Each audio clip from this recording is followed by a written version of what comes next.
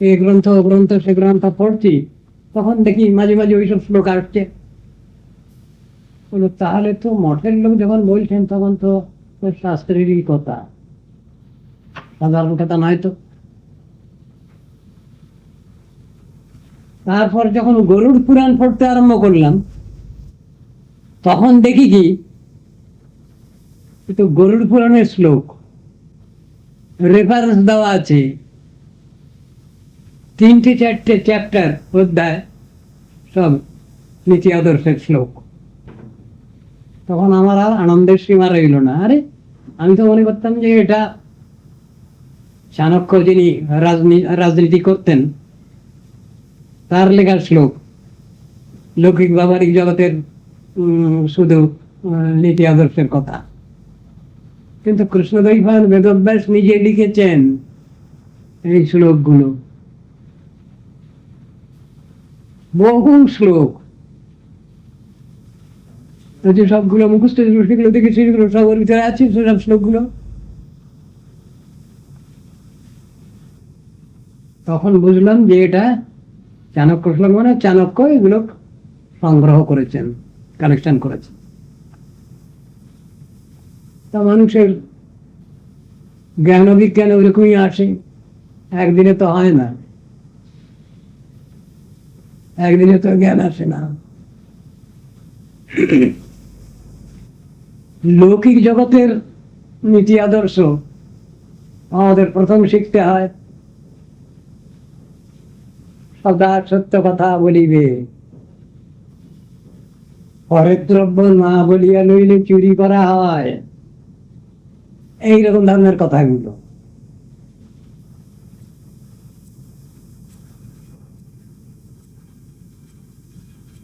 গুরু মহারাজ এক জায়গায় এসেছিলেন ধর্মসভায় বক্তৃতা করতে, তার সঙ্গে অনেক ব্রহ্মচারী সেবকগণ এসেছিলেন, কিন্তু আমার সেদিনে আসবার সুযোগ হয়নি। জায়গাটার নাম হলো ওই জিরাটের পরের অধিকার স্টেশন, বলাগড়, শ্রীপুর। এইখানে গুরু মহারাজ এসেছিলেন ধর্মসভায় বক্তৃতা করতে। খুব অনেক বড় বড় পণ্ডিত সব ছিলেন এবং সব সম্প্রদায় ছিলেন। সাধারণ মানুষ হিন্দু বলতে বৌদ্ধ জৈন এদেরও ধরে, তারাও সব প্রধান প্রধান ব্যক্তি সব হাজির ছিলেন। সকলের শেষে গুরু মহারাজের বক্তৃতা হয়েছে এদের হয়ে যাওয়ার পর, প্রায় 2 ঘন্টা, 2 ঘন্টা এরকম। গুরু মহারাজের কাছেই শুনেছি নবদ্বীপে। ওইখানে বৌদ্ধ ভিক্ষু এসেছেন, তিনি ধর্মের কথা বলছেন, ওই সদা সত্য কথা বলিবে, পরের দ্রব্য না বলিয়ে রইলে চুরি করা হয়।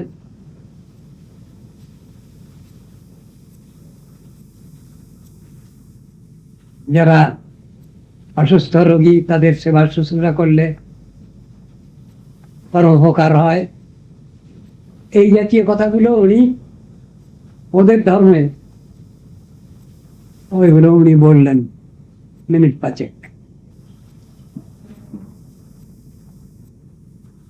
যিনি যা বক্তৃতা করেছেন মোটামুটি সকলের সবটাই মোটামুটি মনে রেখেছেন, কেন সকলের শেষে মুখে বলতে হবে তো, সেই সমস্ত বাদ প্রতিবাদ করে সকলের শেষে মায়াবাদ নিরাশ, নির্বিশেষবাদ নিরাশ এই করেছিলেন।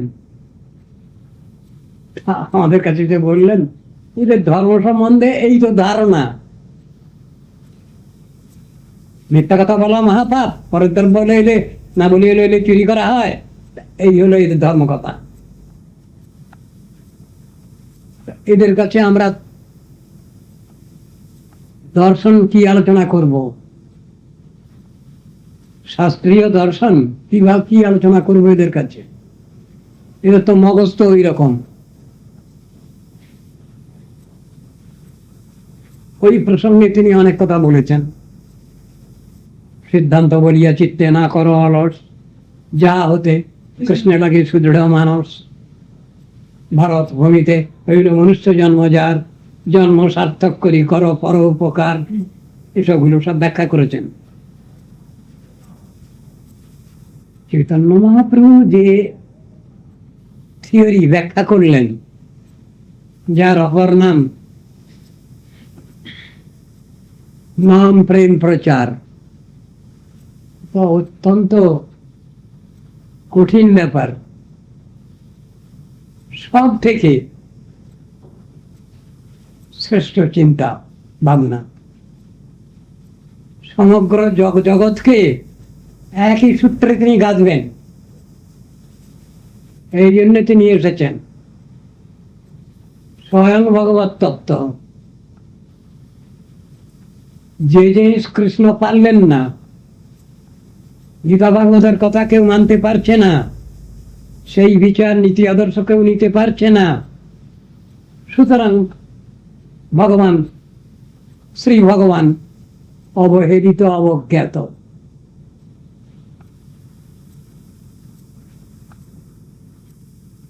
সাড়বার পাত্র নন। কে? দুজন মিলিয়ে যখন একা একা কৃষ্ণ বলেছেন গীতা ভাগবত, সে কথা আমাদের কানে যায়নি, আমরা নিতে পারিনি, সেসব নীতি আদর্শ তত্ত্ব দর্শন বুঝতে পারিনি। রাধা কৃষ্ণ মিলিত তনু গৌর সুন্দর, তিনি এসে বললেন শোনো আমার কথা।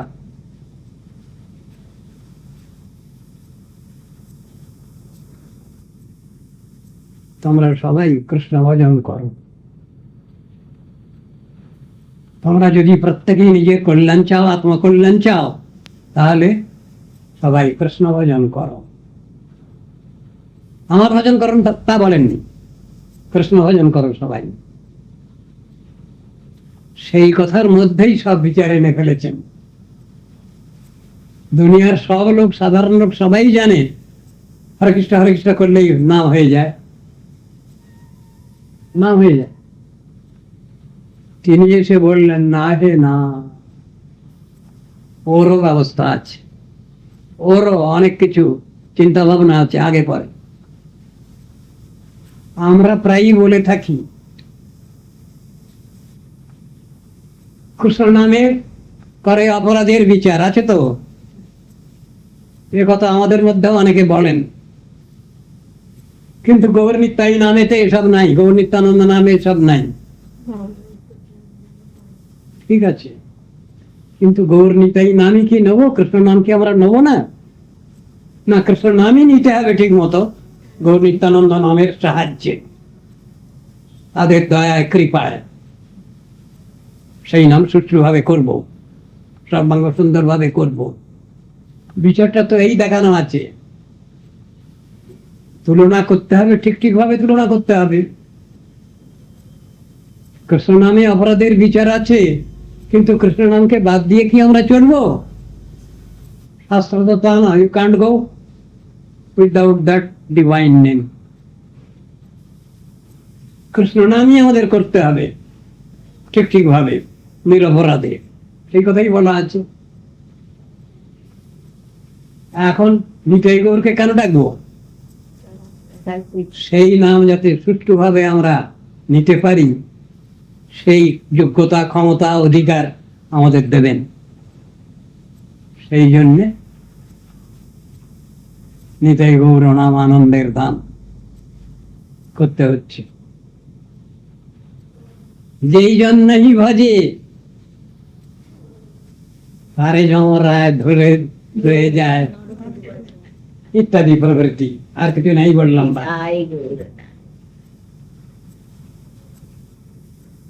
ওটা তো আমার জন্য আগে, আমি আগে অপরকে বলতে যাব কেন? আমি পারছি না, হতভাগা বোকা, হতভাগা। আমার কবে সেই অবস্থা হবে? আমি কবে শুদ্ধভাবে সেই নাম উচ্চারণ করব? আমাকে নিয়ে তো পড়তে হয় প্রথমে, না আগে অন্যকে নিয়ে পড়তে হয়? নিতাই গৌর নাম আনন্দের ধাম। তারে যমরায় ধরে রয়ে যাচ্ছে, সে তার তো প্রথম লোক তো আমি, প্রথম ব্যক্তি, আমাকে নিয়েই তো সবটা আলোচনা, সবটা বুঝতে হবে। আমাদের উপরওয়ালা গুরুবর্গ মহাজনগণ যত আছেন, সকলের হরিকথার মধ্যে, ভাগবত ব্যাখ্যার মধ্যে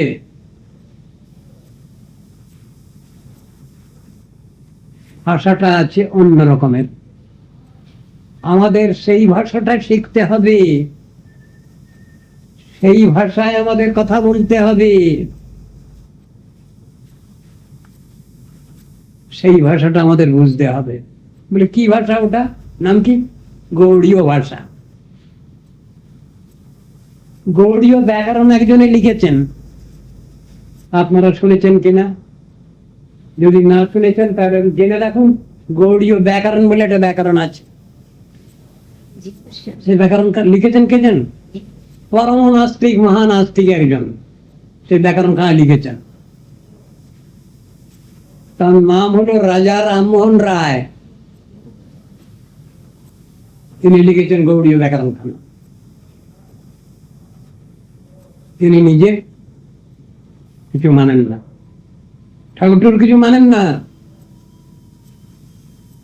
মূর্তি মানেন না, সব সস্তার বাজার।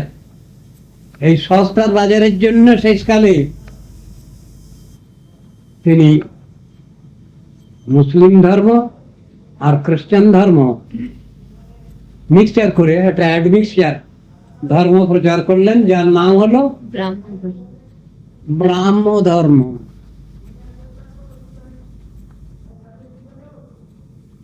সে গৌড়ীয় ব্যাকরণ আমরা মানি না, আমরা মানি শিলজীব গোস্বামীর ব্যাকরণ, হরিনামামৃত ব্যাকরণ, যিনি আমাদের দেখালেন, শিখালেন যে ভগবানের নাম কীর্তনের মধ্যে দিয়ে ব্যাকরণ আলোচনা করো, ব্যাকরণ পড়ো, কিন্তু ভগবানের নাম কীর্তনের মাধ্যমে হবে ওটা।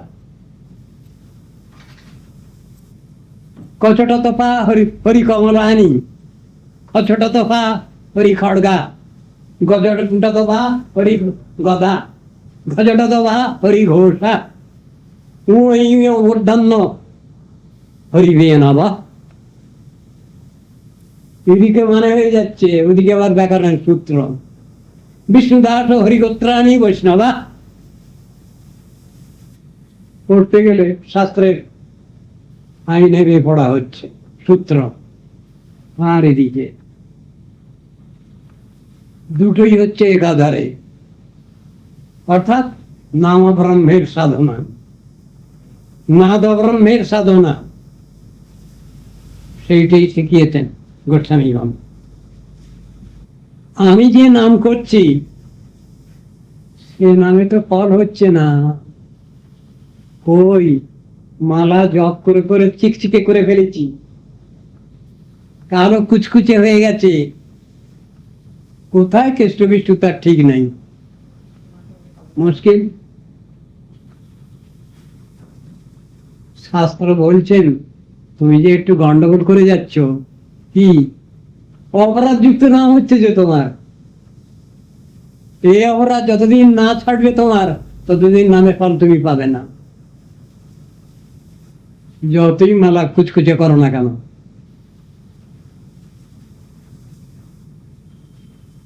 গোড়ায় বল হচ্ছে হরি নাম, কৃষ্ণ নাম, গোবিন্দ নাম, এছাড়া বিফলে মনুষ্য জন্ম যায় দিনে দিনে, তার ওইটাই তো দরকার বিশেষ। অত সহজ তো নয় সেটা, এমনি শুনতে মনে হচ্ছে কেন খুবই বোধহয় সহজ সরল। যখনই হরিনাম করতে যেতে তখনই দেখি না, না এর ভিতরে বহু বিচার রয়েছে, অপরাধযুক্ত নাম হলে হবে না, ফল হবে না। তাহলে কি করবো? একই জিনিস বহুবার করে যাচ্ছি, বারবার করে যাচ্ছি, কিছু ফল হচ্ছে না, বাজে সব ছেড়ে দাও, নাস্তিক বনে যাও, কিছু দরকার নেই। লোটো ফোটো খাওয়া দাওয়া, ড্রিঙ্ক অ্যান্ড ড্রিঙ্ক নাকি, ব্যাস এই চিন্তা নিয়ে তো আছি। পরে থাকছি কি করে, তাকে তত্ত্বাবস্থাকে ঠিক করে থাকছি কি করে, তো হচ্ছে না। ও লোককে বললে হবে না, যেমন তেমন করে নাম করলেই তো হয় একবার, দিবা দিবা বসানে। খুব সস্তার বাজার নাকি, যেমন তেমন করে, এ কি ব্যাগার ঠেলা কাজ নাকি? যেমন তেমন করে একবার দিবা বসানে কেষ্ট বিষ্টু বললেই হয়ে যাবে, অত সহজ? তাহলে সব মুনি ঋষিরা সব বোকা ছিলেন সব, তারা তাদের এত কষ্ট সাধনা, এত পরিশ্রম কি দরকার ছিল যদি এতই সস্তার বাজার?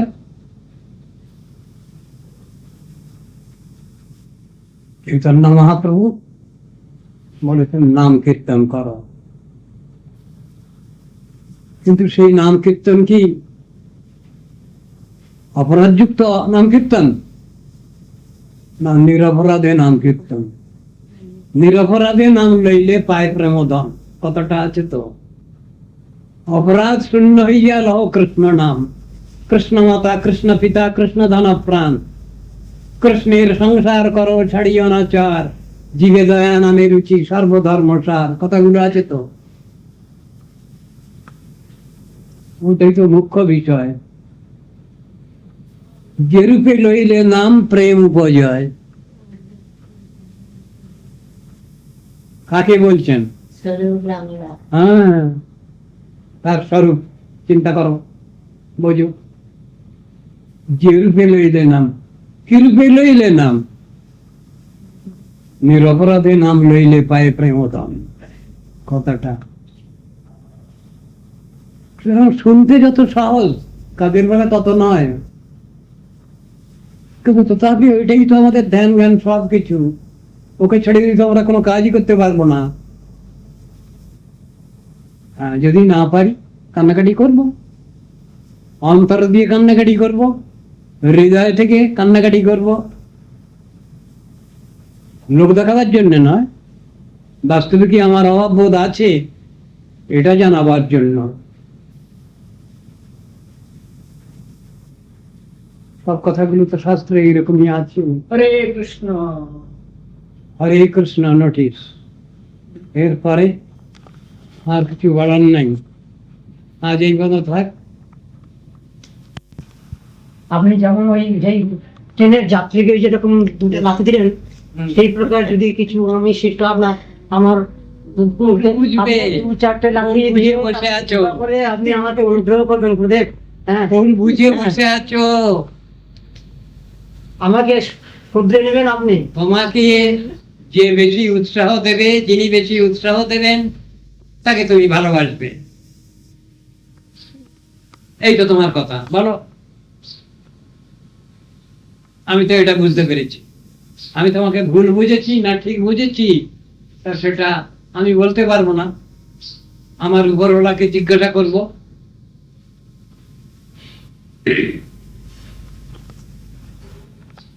যিনি অবস্থা জেনে বুঝে বা না বুঝে এক পক্ষ অবলম্বন করলেন, এক বৈষ্ণবের পক্ষ, আর এক পক্ষকে ছাড়লেন, তা তিনি কি সমদর্শী সাধু?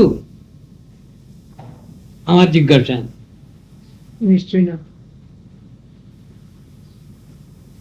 আমার সঙ্গে পূজ্যপাদ নারায়ণ মহারাজের সঙ্গে কোনো দলাদলি নাই, কখনো ছিল না, এখনো নাই।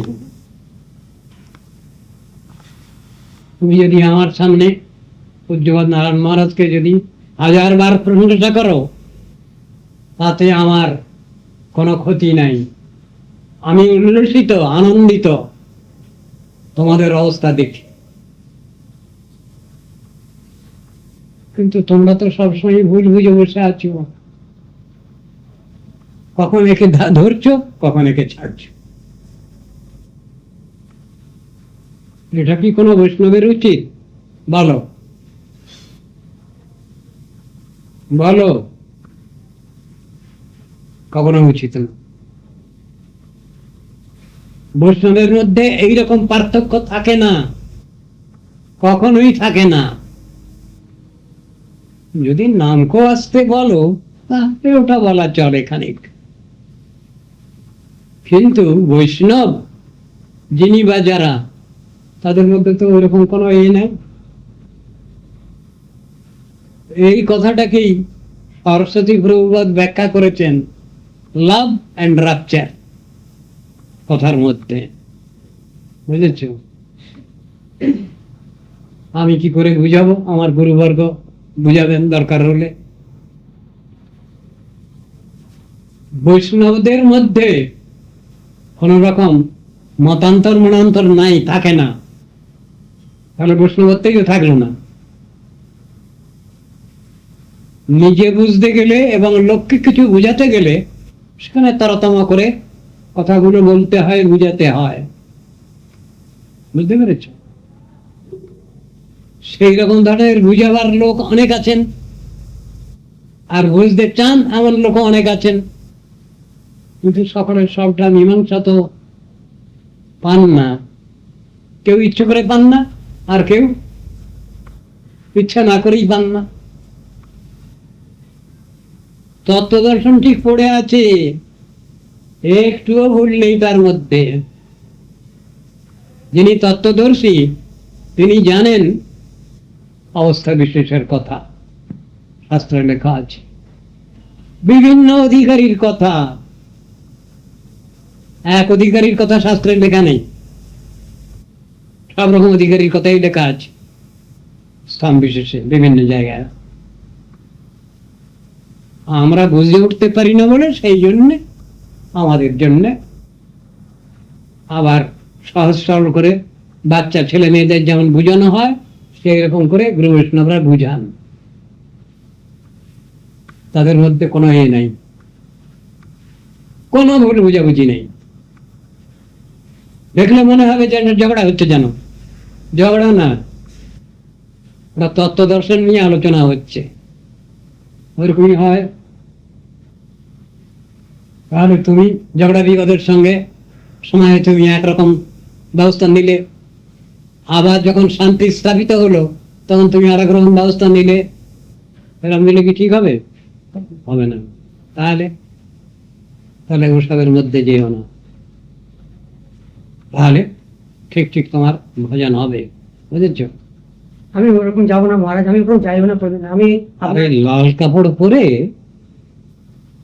ঘড়িটা এখানে বেঁধে এইরকম করাটা খুব শোভনীয় মনে করি না আমি।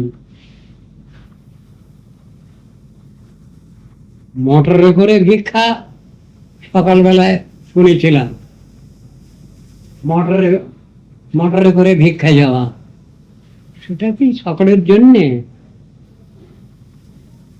সকালবেলা এই প্রসঙ্গ এসেছিল, সে মোটর গাড়ি ছাড়াতে দিয়ে এখানে এসেছেন ভদ্রলোক। মোটরে করে মোটর গাড়িতে করে ভিক্ষায় যাওয়া, এটা কি সকলের পক্ষে সাজবে?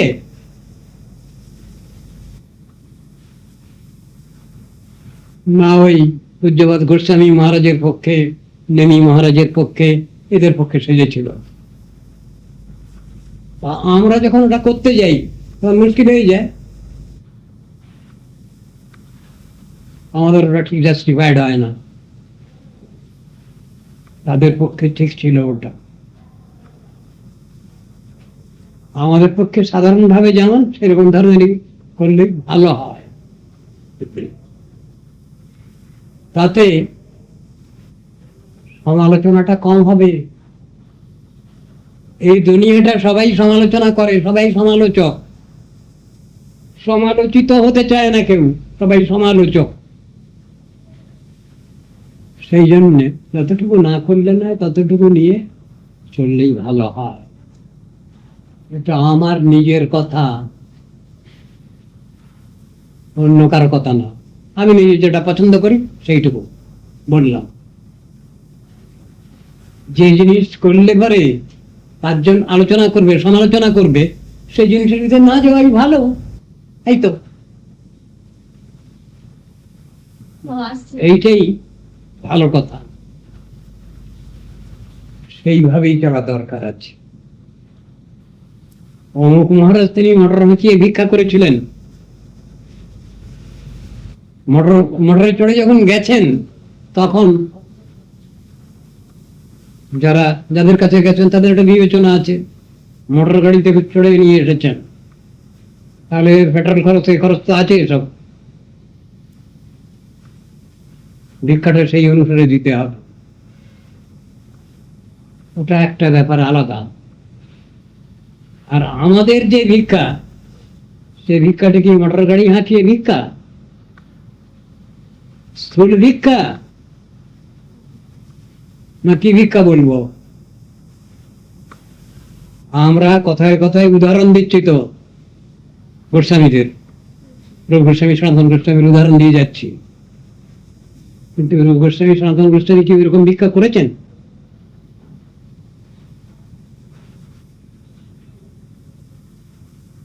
উদাহরণটা তার বেলায় দিচ্ছি তাদের বৈরাগ্যটা কি? বিপ্রগৃহে স্থূল ভিক্ষা কাহা মাধু করি আছে কথাটা। আবার বৃক্ষতলে থাকবো তার মধ্যেও আবার বাছাবাছি, তাও আর বদল করতে হচ্ছে রোজ, এক এক বৃক্ষতলে এক এক রাত্রি শয়ন। অদ্ভুত ব্যাপার। শুষ করে উঠি চানাচিবায় ভগ পরি হরি, কথাটা রয়েছে, উদাহরণ দিচ্ছি। রঘুনাথ দাস গোস্বামীর বৈরাগ্য, গৌরকৃষ্ণ দাসবাবু মহারাজের বৈরাগ্য, কিন্তু কাজের বেলা তো হয়ে উঠছে না, মুশকিল হয়তো সেখানে। দুনিয়ার লোক তারা তো ছাড়বে না, তারা ছেড়ে কথা বলবে না, তারা সমালোচনা করবেই। সেখানে এ সমস্ত বিচারগুলো রাখতে হবে আমাদের, খুব বুঝে সুঝে চলতে হবে। আমরা কেউ বড় লোক নই, আমাদের মালিকরা সব বড় লোক, আমরা তাদের জুতা বরদার। গোস্বামী ভাই বলছেন কর্মাবলম্বকা কেচিৎ কেচিৎ জ্ঞানাবলম্বকা বয়ন্তু হরিদাসানাং পাদত্রাণাবলম্বকা, আমাদের গোস্বামীরা বলছেন তো। আজ এই পর্যন্ত থাক। আপনি কি একই সঙ্গে এসেছেন? গাড়ি রাস্তায় জ্যাম, এক যাত্রা ভিন্ন ফল। আমরা বাসে এসেছি 1 ঘন্টা রাস্তায় দাঁড়িয়ে, নেতাজি সুভাষচন্দ্রের প্রসেশন তার মধ্যে পড়ে গেছে। ওর ভিতরেও শিক্ষা আছে। আমি যদি শিক্ষা নিতে চাই, ওর ভিতরেও শিক্ষা আছে। ওর ভিতরেও নিশ্চয়ই শিক্ষা আছে। এক যাত্রার ভিন্ন ফল তো হয় না, হওয়ার কথা নয়, তাহলে হয়ে যায়, তাহলে ও একটা ক্লজ আছে। ওরা ভিন্ন, আমরা ভিন্ন, একসঙ্গে আসেনি। আমি আরো ভিন্ন। তাই দেখি কথা বলা লোকটা নাই আসলে।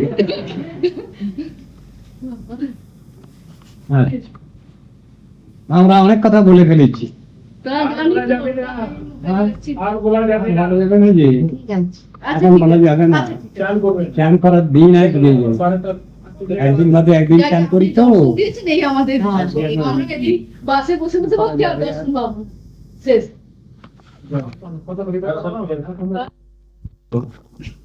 একটা একটা করে হাঁস পেত, একটা করে ডিম পেত। সে ভাবলো এরকম সোনার ডিম সবগুলোকে একসঙ্গে নিয়ে নেবো, তার মানে হাঁসটাকে মেরে ফেললো। তারপর আর কিছুই পেল না। তা এখন যে ছেলেটা বক বক করবে, সে ছেলেটাকেও তো সময় মতো খাওয়াতে হবে, করাতে হবে। ওই ছেলেটা যদি বেঁচে থাকে তাহলে বক বক করতে পারে, আর যদি শুয়ে পড়লো তাহলে তো আর কিছু হবে না। আপনারা গার্জিয়ান, আপনাদের বলা উচিত না। আমরা যাবো, আপনার চান টান যন্ত্রণা আছে, সকলেরই বক্তব্য আছে, শুনতে হয়, পরস্পর শুনতে হয়, বিবেচনা করতে হয়। দুঃখ কষ্ট জ্বালা যন্ত্রণা এক রকমের নাকি? কত রকমের। সব জায়গার শান্তি হয় এমন কিছু ব্যবস্থা আমাদের নেওয়া দরকার। আর এমন ব্যবস্থা নিলাম, আবার সেটা রেকার করলো, তাহলে সেই ব্যবস্থা ঠিক না হলো না। বিদেশ থেকে ওষুধ আসছে আমার খাবার, সে ওষুধ খেয়ে আমি ভালো আছি এখন একটু, তা এক বোতল খেয়েছি। যে যা দিচ্ছে কখন না বলছি না, খেয়ে যাও একদিক দিয়ে, হয়তো এটাও ভগবত কৃপা, হয়তো সেজন্য কাউ কিছু না বলছি না। তা অ্যালোপ্যাথিও করছি, হোমিওপ্যাথিও করছি, আর বায়োকেমিকও করছি, আর এদিকে আর কবিরাজিও করছি।